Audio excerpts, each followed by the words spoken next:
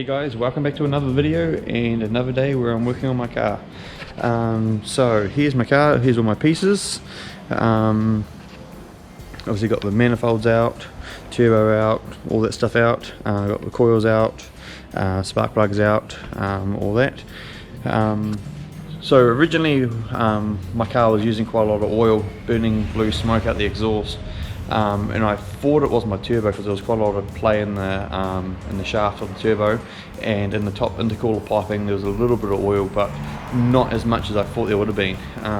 So when I pulled my intercooler off, I was expecting it to be quite full of oil, expecting it to actually run out of my intercooler from my turbo, but that's not the case at all. The intercooler, when I pulled it out, it was dry as. There's like a little bit of residue in there, but you tip it upside down, it doesn't run out or anything. So I'm thinking there might be an issue with the actual engine itself, using oil that way. I don't know if it's valve stem seals or if it's piston rings or what it is. So we just done a cylinder leak down test. So we just plugged this in here, plug the air on it, did all 4 cylinders, made sure they're all at TDC. Cylinder 1 and 2 had quite a lot more pressure coming out of the crankcase, had a lot more crankcase pressure. We took the oil filler cap off and there's quite a lot of pressure coming out of 1 and 2. Cylinder 3 was pretty good, there was not much out of there, and cylinder 4 we couldn't really test it properly. So definitely 1 and 2 is leaking a bit. So what we're going to do now is just going to put it back together enough so I can crank it over and do a compression test. So put the battery in, ECU in, remove these 2 fuses here, one for the circuit and one for the fuel pump. Remove those 2, and then I'll try and crank it over and do a compression test just to see, and then that should tell us if something's wrong with the compression, and then if that's the case, then we'll start pulling the motor out and pull the head off and have a look and see what's going on there, see if I need rings or pistons and rings, or get it rebuilt, or work all that out. So yeah, stay tuned.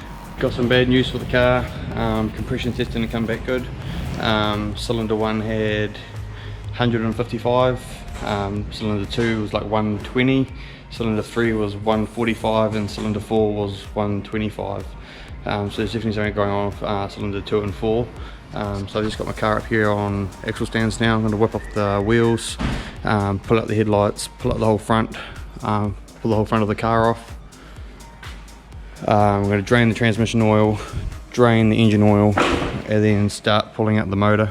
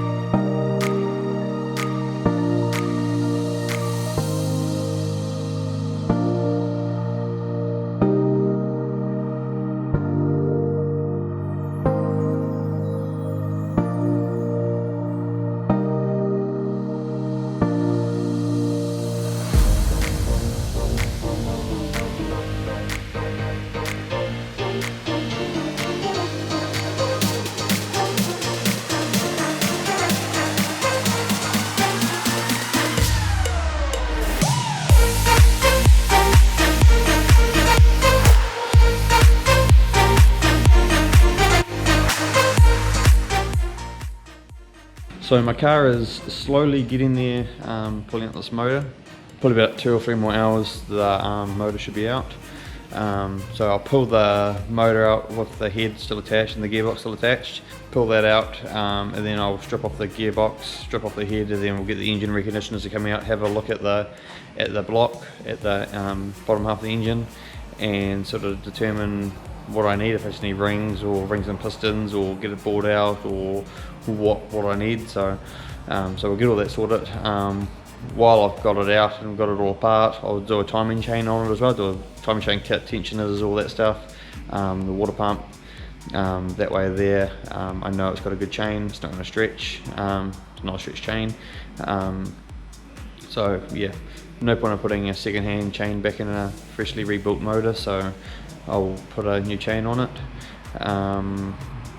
So as you see here, the car is quite stripped down. Obviously I've removed the crash bar, the plastic that holds the radiator in, and the AC condenser, removed all that. Obviously my manifolds are already removed yesterday. I removed my AC pump, and just because it bolted on here, I've put it over here for the meantime, just because I didn't want to let all the AC gas out and have to worry about getting it regassed. So I've just cable tied that up there for now and put this over here for now. I've moved my power steering hose, the tank over here, I've moved my coolant reservoir, all the piping.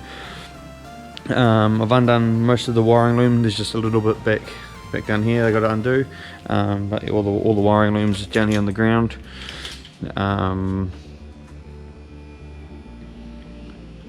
Yeah, so it's got a little bit more wiring to do. I've got to undo some fuel at the back, undo the heater core hoses. Then obviously under here I've got to remove the axles, engine mounts and all that. So yeah, I've still got to drain the engine oil, and then drain the transmission oil, pull out the axles, and then last bit of wiring, fuel hoses, bit of coolant lines, and a bit of electrical plugs, and that motor should be out under the engine mounts. Pull the motor out, and then start stripping it down and getting it assessed. So I'm starting to get a big pile of parts over here. You've got bolts and stuff everywhere, really, like manifolds and radiator and turbo and all my AC, so all my intercooler piping, intercooler, throttle body, ECU battery, all my new parts over there. Got my headlights down over there, steering wheel, exhaust, but you got stuff everywhere. Got my wheel under the car, my spacers, old coolant tank, old hoses, exhaust manifold. So yeah, so yeah, about 2-3 more hours, I should have it apart enough to have it out and get it assessed. So stay tuned. It's pretty much gonna end today. I've just got a little bit of tools and stuff over here I've got to clean up, put the torches and that back on charge, just try and have a clean workspace for the start of every day. So yeah, clean up the tools, put all the tools back in the toolbox, and then yeah, whatever tools I need to use again tomorrow, I'll just pull them back out. So yeah, I'll pretty much just clean up, and pretty much head home and then come back tomorrow and finish it off. Yeah, I'm not sure how much this is going to cost me, but it's obviously going to cost me a few grand. But yeah, I'm sort of glad I found it now. Because imagine if I put everything back on, my new turbo and manifolds and all that, put all my new parts on, and then realise that the motor either detonated and bloody popped, or still found out that it was still smoking. So I'm quite glad I found it now, while the engine's pretty much apart. Obviously it's going to cost a little bit more, but that's the price you pay when you have a modified vehicle and all that. Then we just hope we can get it sorted and put it all back together, and then once everything's all back in, just drive up to Auckland, get it retuned, and hopefully that'll be the end of it. Yeah, with the engine I'm still contemplating, like, do I just rebuild it with pretty much stock stuff, or do I try and forge it out, make it bigger, make it stronger?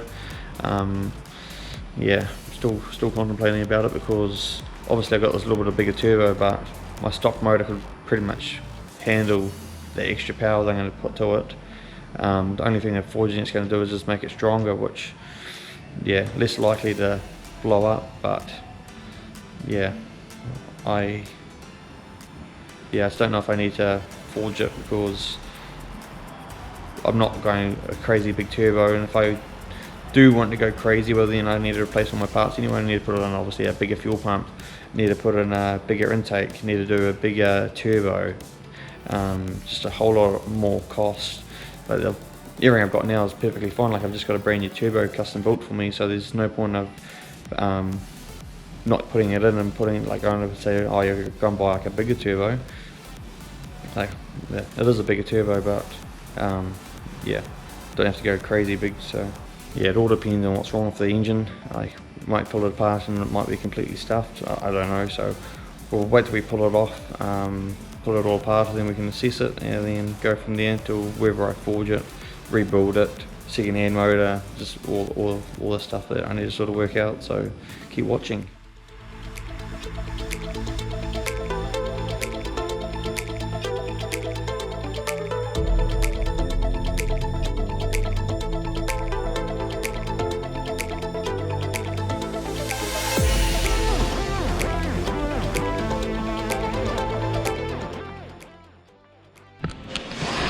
So it's a brand new day down here again at the workshop.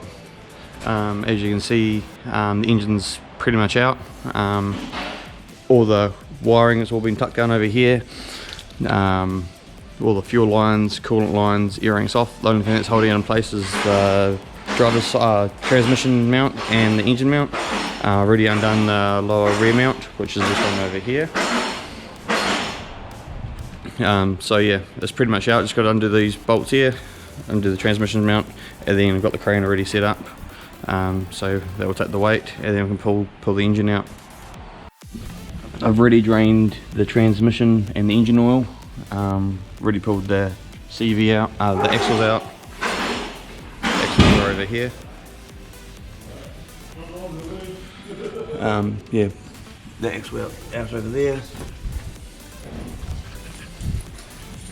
So yeah, it's pretty much nearly out. And just like that, the motor is out. So everything's all pulled out of here. Got the motor sitting here on the crane. Obviously got the head and the bottom and the gearbox still attached. So now it's going to undo the bell housing bolts, pull the gearbox out, have a look at that clutch, and then I'll start pulling the rocket cover off, start pulling the head off, and have a look and see what's going on inside with the pistons and rings and all that sort of stuff, valves. And so yeah, got quite a few parts all over the ground over here.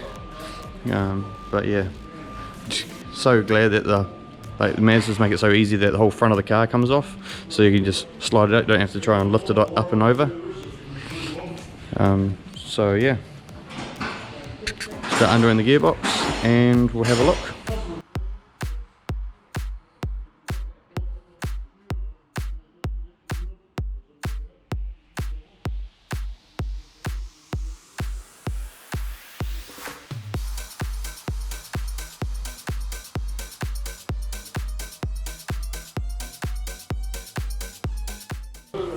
Also yesterday when I was pulling some of these bolts out, I actually snapped a bolt off on there, so I'm going to have to try and remove that. I'm glad some of it's still out and it hasn't actually gone all the way in, so we should be able to get that out, maybe a little bit of heat or something, spray some lubricant down there and try and get some vice grips on it and pull it out. So got to do that as well. But yeah, we'll start unbolting the bell housing and go from there.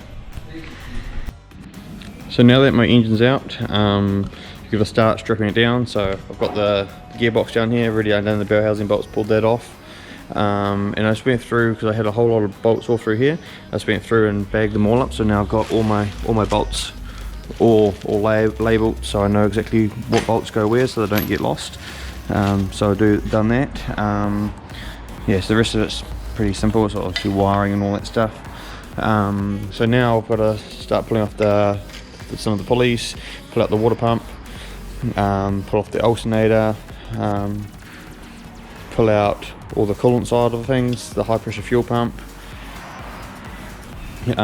pull off my fuel rail, the oil cooler, throttle, thermostat housing, all this wiring, all this hoses, pull all that off, unbolt my clutch, disassemble that. So once I've done all that, then it should be just a sort of bare sort of shell.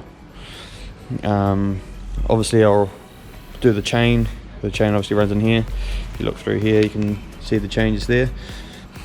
So while I've got it apart, I'll replace the chain, replace the water pump. That one there is a bit noisy and it sort of rocks backwards and forwards, so I'll replace that.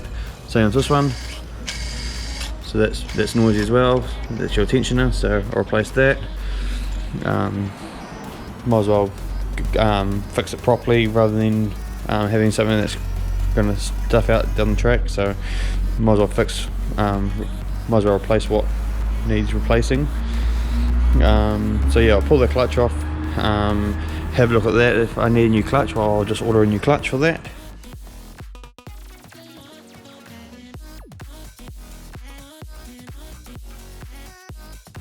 So my engine is stripped down, so obviously I got the gearbox out, got everything off it, alternator and water pump and pulleys, got my fuel rail off, the high pressure fuel pump, the clutch. So yeah, it's all stripped down. Obviously got the PCV out, PCV plate. So yeah, it's all stripped down. During the engine reconditioners, and he's on his way right now to come and pick it up. So he'll take that away and get it rebuilt, strip the head off it and see what needs doing. So yeah, I've got all my other parts here. I ended up labelling all the plastic bags, so with bolts in it, so I know exactly what bolts go where. So I've got a whole lot of bags with four different nuts and bolts in it, just to make it easier when I reassemble it. I know which bolts go where. But yeah, so I'll level this here for now. Leave the car up there like that. Yeah, put this on the back of the ute when the engine reconditioners turn up, and send it off, and then see it in about a week's time. So yeah, that's me done for today. So obviously the engine's been picked up by the engine reconditioners. So that's down there. He said about a week. So there's not really a lot I can do until I get that back. Obviously I can clean up my intercooler piping and all that, but I'll come down early next week and do it. Yeah, just have a couple of days off and come back next week. So yeah, thanks for watching, stay tuned and keep up to date with the next videos.